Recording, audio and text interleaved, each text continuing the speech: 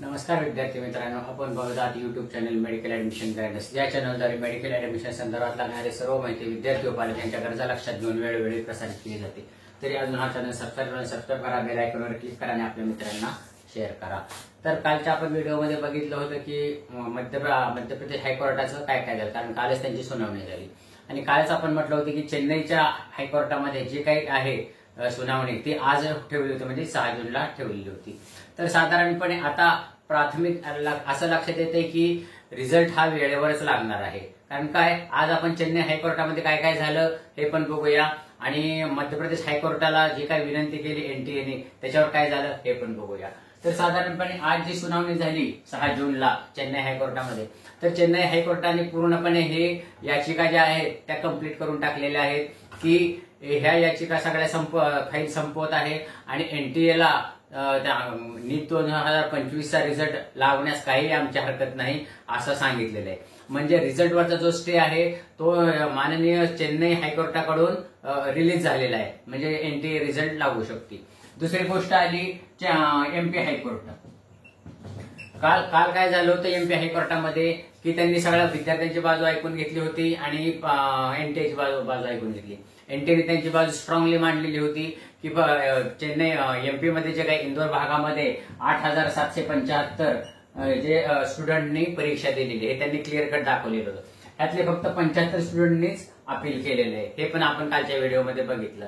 आणि ह्या ज्या 75 स्टुडंटनी कंप्लेंट केलेली होती त्यांचे व्हिडिओ क्लिप्स त्यांनी बघितलेल्या आहेत सगळ्या आणि ते मान्य न्यायालयाला सुपूर्द केलेले आहेत की त्यांना जो काही प्रॉब्लेम झाला हा प्रॉब्लेम मान्य आहे, पण त्याच्यावर जे काही सोल्युशन काढायचं होतं ते आम्ही सोल्युशन लगेच काढलेलं होतं असं एनटीएचं म्हणणं होतं। मग स्टुडंटनी पण त्याच्यावर काहीतरी इंटरेस्टेड केलेलं होतं, म्हणून एनटीएने काय सांगितलेलं होतं की एवढ्या सगळ्या साधारणपणे भारतभर जे काही हे होतं परीक्षा होती की 23 लाखाच्या विद्यार्थ्यांसाठी 75 जणांचं जे काही प्रॉब्लेम आहे त्याच्यासाठी 23 लाख विद्यार्थ्यांसाठी हे करणं रिझल्ट लांब करणं हे काही संयुक्तिक नाहीये।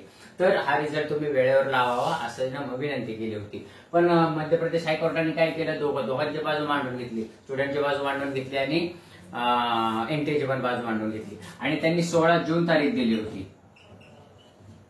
16 जून तारीख दिली होती। मग आज एनटीएने विनंती केली माननीय मध्य प्रदेश न्यायालय की 14 जून ही टेंटेटिव्हली डेट असती, त्याच्यावर काउन्सिलिंग चालू व्हायचं असते। काउन्सिलिंग जर पुढे गेलं तर जे काही ह्याच्या वर्ष चालू होतं आपलं शैक्षणिक वर्ष चालू होतं मेडिकलचं त्याच्यावर परिणाम होतो। त्याच्यामुळे ही तारीख जी 16 जून दिलेली आहे ती अलीकडे घ्यावी आणि त्याच्यावर निर्णय द्यावा।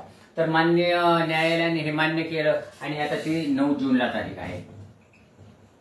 9 जूनला तारीख आहे, म्हणजे साधारणपणे 2 दिवसावर तारीख आलेली आहे। तर साधारणपणे आता जसं काय हा सिनारिओ बघितला तर 9 जूनला जे काय होईल, आता कोर्टाने तर सगळी बाजू मांडून घेतलेली, इकडची बाजू मांडून घेतलेली, इकडची बाजू मांडून घेतलेली, तर रिझल्ट लागण्याला काहीच प्रॉब्लेम नाही।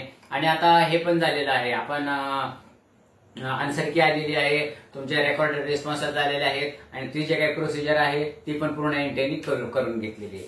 तर 9 जूनला माननीय हायकोर्ट मान्यता देईल की किंवा काही त्यांचा निर्णय हे देईल दोन्हीकडच्या बाजू मांडून, किंवा आम्हाला तर असं वाटतंय की एनटीएला मान्यता हे देईल, परवानगी देईल की तुम्ही रिझल्ट डिक्लेअर करा।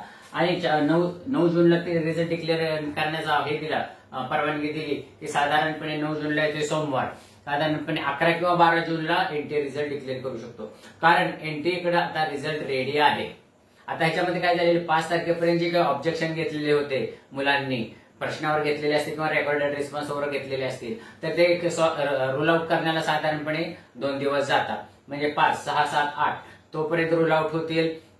जर समजा एखाद्या आन्सरला प्रॉब्लेम असेल, खरंच आन्सर चुकीचा असेल तर त्याच्यावर बोनस मार्काचा निर्णय होईल आणि जे काही मध्य प्रदेशमध्ये 75 जणांचा प्रॉब्लेम त्याच्यावर ग्रेस मार्काचा निर्णय होईल आणि जे काही रेकॉर्डेड रिस्पॉन्सेसवर ऑब्जेक्शन घेतलेले त्याच्यावर विद्यार्थ्यांनी हे होईल, त्यांचा निर्णय होईल। आणि म्हणजे सध्याचा जर विचार केला तर एनटीएकडे रिझल्ट तयार आहे, तो फक्त डिक्लेअर करायचा आहे। म्हणजे साधारणपणे आमच्या म्हणण्याप्रमाणे 9 तारखेला जर माननीय न्यायालयाने एनटीएला परवानगी दिली तर 11 किंवा 12 जूनला रिझल्ट लागू शकतो आणि हा रिझल्ट लागल्यानंतर साधारणपणे 8 ते 15 दिवस 8 दिवसामध्ये काउन्सिलिंग चालू होईल। तर विद्यार्थ्यांना या चॅनलतर्फे रिझल्टसाठी भरपूर शुभेच्छा। मला वाटतं की हा व्हिडिओ तुम्हाला आवडला असेल तर आपल्या चॅनलला सबस्क्राईब करा, बेल आयकॉनवर क्लिक करा, आपल्या मित्रांना शेअर करा। एवढं म्हणून आजचा विषय थांबवतो. जय हिंद, जय महाराष्ट्र.